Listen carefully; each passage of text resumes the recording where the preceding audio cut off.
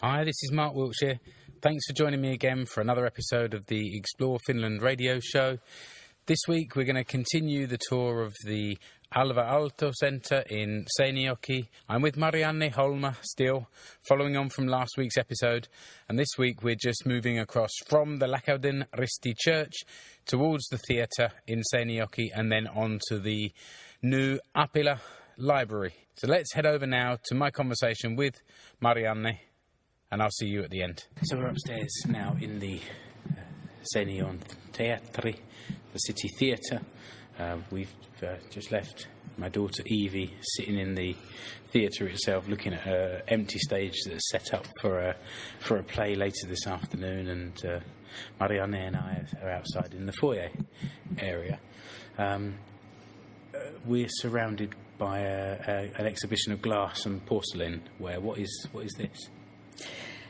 Okay, so up here in the upper foyer, there's a glass exhibition that used to be owned by a Seinäjoki City architect, Touko Saari, and it's said that it's the biggest collection of Aalto's glassware in the whole world. And this is something we haven't spoken about yet. Is not just his architecture. We've mentioned the design, but this is where I first learned the name Alvar Aalto was from the wave vase that you see in many Finnish homes, and we've got 2 or 3 in our house in different sizes.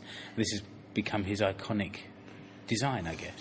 That's right. In 1930s, when it was very poor in Finland, so people didn't build so much, and we had 3 different glassware factories, and the Aalto couple took part in the competitions they organized there. They were good at these competitions. yeah, they were.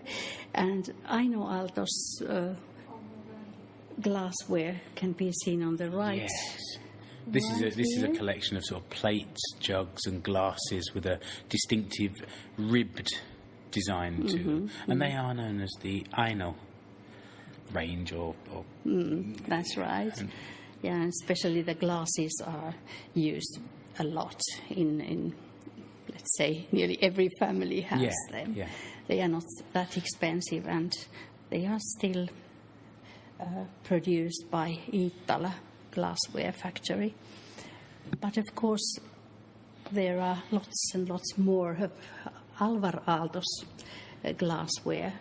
That Aalto vase, the wave vase, that Mark mentioned, he called it first as Eskimo woman's leather trousers. Okay. So I don't know where he got that name from. I've never seen an Eskimo woman's leather trousers, but maybe they are like that. Maybe he had travelled further than we have. Maybe that. And there are different heights and different sizes of them and different colours, and some of these can't be made anymore. For example, that red Aalto or Savoy vase. So they were used so many poisons in it that you can't make it anymore. And that particular one over there is a lot thicker. The thickness of the glass is a lot thicker than some that you see nowadays as well. And the biggest ones, they are called Finlandia vases. So it's sort of 70 centimetres high. It's a big piece of glassware. Yeah, and big flowers. That's some flowers or something like that. Yeah. I've not seen any of them in that sort of size before. It must cost many hundreds. Knowing how much one of the small ones costs, I think you're probably right. Okay. Yeah. But the reason we're in the theatre here now is because, it was another one designed by Alvar Aalto. So, what else can you tell us about the theatre itself? Yeah, this theatre, it was inaugurated in 1987, so Finland's 17th anniversary. Yes. Yeah. So Finland became independent in 1917. Sorry. Yeah. So one of the biggest buildings that became ready that year. In the 70th anniversary of Finland being an independent country. That's right. Yeah, yeah. And as I told earlier, so Alvar Aalto designed this already in 1969, but he died in 1978, and Seinäjoki just got it, the building going on later on. Yeah. And Elisa Aalto and Alvar Aalto architecture office went on with the designs, technical devices and things like that. Yeah. Had to be done. And there are two official stages here. That Alvar stage, the bigger one, and then the smaller one, Elisa's stage. There's two stages here. Okay, I've only ever been into the bigger theatre here. Downstairs there's really? a smaller one. I didn't know that. For about 100 to 120 persons. Ah, interesting. Yeah. Okay. It's for the in-team plays.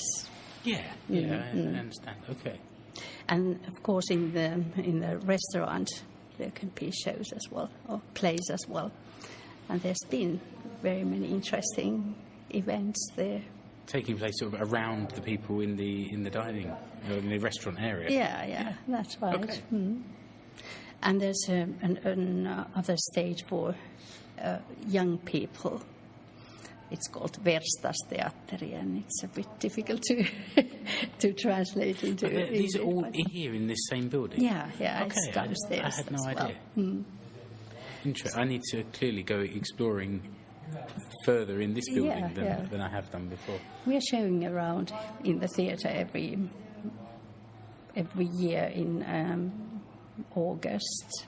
Right, okay. So you're welcome then. I'll remember that. I'll put it in my calendar and I'll be in touch next August. I'm looking around again and I can see sort of chairs and tables that have that clearly are from the design of Alvar Aalto as well. Okay, downstairs then, and here too, the floors are made of chalk stone. Right, okay. And they come from Öland, that's east of Sweden, an island east of Sweden. And it's very practical because we South Ostrobothnians are practical people, so you just clean it, you don't need to, it doesn't need any other polishing. Yes, it's kind of a matte finish to the floor, and hard wearing, I guess, because this theatre is busy, it's well used. It's true, and it's not polished in that way either, that you can see some fossils there, but not here. Actually, for example, on the stairs, there's one. Now that's kind of dangerous. If you get too many people looking for fossils as they go up and down the stairs, it can cause all sorts of chaos. But I will have a look as we head down. Yeah. Okay. And here too, he used Italian marble downstairs and in the women's and ladies and gents rooms as well. Okay. So that's one point of connecting these different buildings. He was quite ingenious in that way as well. That, as you can see, there are 3 columns going. So one of them has the water pipe inside it. Yeah. So okay. He made that kind of form and function. Yeah, that's right. And in the bigger stage, there are, or auditorium, there are 429 seats. And there's always something for kids as well. Yeah, it's a good combination of kind of classic plays, more modern plays, things for children, and then we were talking to Evie off mic just now, saying about her ballet school does a show here twice a year. It really is used by different parts of society. Right. And coming to the theatre then as an adult as well. Yeah. It makes it easier that way as well. Okay, let's head downstairs. I'm going to get you to point out where this fossil is, and I'm going to get my camera out. Yeah. And then maybe we can head to the library. That's right, the new library. The new library, yeah. Good. We're now sitting in some very nice rocking chairs in the new library in Seinäjoki. Marianne, what's special about this library? I can see by looking around me, but please tell us a little about it. Maybe when you ask what's special about this library, so I will start by saying that it is the living room of Seinäjoki people. So we can come here and are welcome to come and stay here and have lunch here and do work on computers and... It's quite a nice way to describe it, actually. It's the living room of the town, because we're sitting by these huge, 2 or 3 story high windows, and as you drive past, it looks open. It looks welcoming. The lights, when it's lit up and it's dark outside, it makes you want to come here. And I often feel envious of the people who have got time to just sit in these armchairs reading. Yeah, and these armchairs, they are quite old already. Not these special ones we are sitting on, but this model is old. It comes from 1958. Right, okay, so it's a traditional design. Yeah, it's by Yrjö Kukkapuro. Moderno is the name of this type. They are not all rocking chairs. Some are just armchairs, but really nice to sit on. But we chose ourselves a couple of rocking chairs, which is nice. And they give a spot of colour here. Yeah, that's true. They are orange and red in colour. This, I've been a big fan of this library since it opened, and it's almost like they put a library inside this huge piece of modern art. You've got the ceiling is just concrete. It's just plain concrete. It's very angular. It's interesting to be inside it. And then as you walk around, there are small reading rooms, one for the children to go and play in, and it's a cross between a library and a soft play area. And then you go down the stairs. In the middle of the space here, there's a sort of atrium with these steps going down where people reading can sit. Stairs, they are called. Reading stairs. There you go, and you can see people sitting there sometimes, or there are presentations going on. Lectures, presentations there, yeah. But the bit I really love, and that my kids love, is that they have these like little alcoves and nooks built into the wall, and they're carpeted, and you see the kids literally curled up with a book, and this is a place where children like to come and be here, which is these great. Caves, they are from Douglas Adams's book for that Hitchhiker's. Yeah, Hitchhiker's Guide to the Galaxy. Yeah, that's the idea the architect got from there. Okay, I haven't read the book actually. I probably should, but I haven't read it, and that's interesting. Interesting to know. So this library opened 2 years ago. 2 years, 2.5 years ago. Yeah. And it was built as a replacement for, but also an addition to the library that Aalto built, which we mentioned a couple of times. And they will be connected. There's a corridor going, already built, so that just the wall will be knocked off. Okay. When the renovation is going to be ready. Because we're only about 40 or 50 metres from the original library, so this is, although not designed by Aalto, it's going to be physically connected, and it's located nearby to the centre that we've been talking about earlier. why did they need to build a new library? And what was wrong with the older one? Nothing was wrong, really, but it was too small. Okay. So everything didn't fit in, and you couldn't really see the architecture inside the old library. There were too many books. Library. Yeah. And shelves put everywhere and all that. So now it's going to be in the same shape as it was when it was opened for the first time. And actually, where we're sitting from now, we're looking at that fan shape that you mentioned in that part of the building. And what will that be used for? So it's being refurbished and it's going to open up again. Yeah, there's going to be arts and history books in the Aalto library, and of course the glassware collection or exhibition is going to be moved to the Aalto library then later on. That seems a really appropriate use of that old building. Right. Restore it to its former glory, then put history books in there because it's a historical building in this area, and put Aalto's exhibition of his glassware or their glassware in there. That's really nice. And this year it will be 150 years of library in Seinäjoki. Right, so okay. We've had it that long time here already. So it's a historical year in many ways then. When do they expect it to open? In the beginning of this year, but nothing exact has been said yet. Okay, so any week? Any week, now? maybe, yeah. So there were lots of demands connected to this new library, and there were other competitions for the design already earlier. But now that we have this, so it's nearly perfect.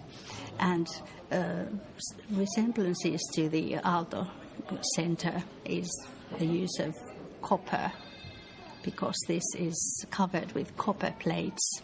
Almost like scales, like a fish. Yeah, that's right. Mm. There are about 2,000 of them on the wall.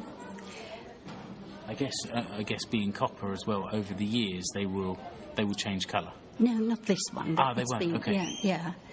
But the copper on the Aalto's buildings, yes, it's turned into green. Green. Yeah, exactly. Okay. Yeah, that's right. And then the clocks look like the clock on the bell tower of the church. So there's another resemblance. True. Yeah, these small things that sort of that's right. make sure it's in keeping with the other buildings that are here. I think that I know from my experience that back in the UK, libraries are being closed because of lack of funding. So I think I'm lucky, but I think my kids are blessed to have this as a place. That's right. Not only is it a library that they can use, it's open Sunday even for the newspaper section and the book returning, and all day Saturday, and it's a place that the kids like to come and just hang out. It's not a place that's full of boring books. Not like when I was a kid in the library, you couldn't talk or sing or anything. And I'm sure people listening can hear there's small children here in the background, and they come here to have fun, and that can only be a good thing, I think. And the children's department is especially popular here. It's really nice and inviting, and kids have their own little room there. Yeah. With caves there that's too. Right. It's a place to sort of take a book and have an adventure. That's right. Yeah. And you said that it's concrete, and it's already won prizes for this concrete building. And here in this place where we are sitting now, so the ceiling is like origami. Yes, it is. It's like folded paper, isn't it? Like a fan. That's right. That sort of shape. And then the entrance hall, there's some art on the ceiling there. So it's Seinäjoki art, and it's of course to acoustics that needs it. So it dampens the noises there. Yeah, okay. It's a pale blue design on the ceiling there in the foyer area. Yeah, and it costs 10 million euros, this library, and it's designed by a group of architects from Helsinki, and it's called, the name of this group is JKMM. So the J is for Jaaksi, Asmo Jaaksi, who is the main architect of this building, and they call it Apila. And Apila is a plant, a clover, and from upstairs. From above? From above, yeah. Yes. So it resembles a leaf of a clover. I've never seen a picture from there, so I need to try and find one and put that in the show notes, which will be released to accompany this. And there are some exhibition, there's the exhibition wall there. Yes. You can see there, and exhibition stands in the entrance hall then too, and lecturing rooms there. So there's art being showed down there, and where does these exhibitions come from? Is it local colleges or is it local artists themselves? Anybody can. Right. Okay. can make an exhibition there, put something on show for everybody. It is a real community resource. That's this place. true. People, yeah. It's been built by the town for the people of the town, and I think that everybody uses it as well. State is also paying something, not just the town. Yeah. Okay. And in 2013, there were 200,000 people who came here inside, and daily there are 1,200 about that. Many people. Okay, and the kids department is has been inspired by a book by a Finnish author called Lea Pennanen, and it's about a little donkey. Okay. Piilomaan pikku aasi. And is that because they have these cubes there with books at either end, but in the middle there's a space, and each of those spaces is carpeted, so the kids can sit there and read, but they've also got these little installations inside them. One of them has boots stuck to the ceiling, another has fish.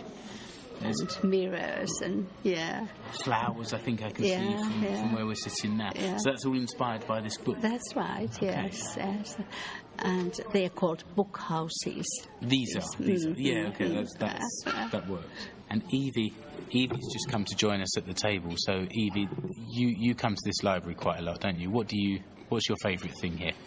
I don't really know, but maybe reading in those box things. In the boxes, yeah. And what's your favourite type of books that you like to read? History books. Okay, so I think we've finished our tour. Marianne, thank you so much for your time today. I appreciate it. There's so much that I've learned. I'm going to have to go away and think about all the things you've been telling me.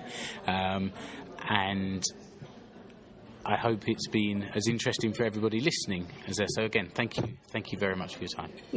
Thank you so much. So that just about wraps up my tour of the Alvar Aalto Centre. Thanks again to Marianne for taking the time to share her knowledge and her experience and walk me around. Remember, if you enjoy the show and want to show your support, then please take a minute or two to rate and review the show on iTunes, Stitcher Radio and Feedburner. That helps me raise the profile of the show and find a bigger audience. And remember also to subscribe to my mailing list. Every week when I've got a new episode out, I'll email you the show notes and you'll know that the new episode is also ready for you to listen to.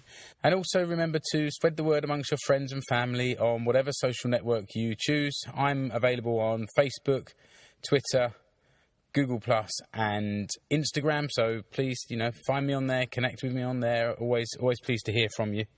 And let me know if there's a subject that you want me to try and cover in a future episode. I have a couple of interesting things already scheduled for the next few weeks, but if there's something you'd like me to cover, then please let me know.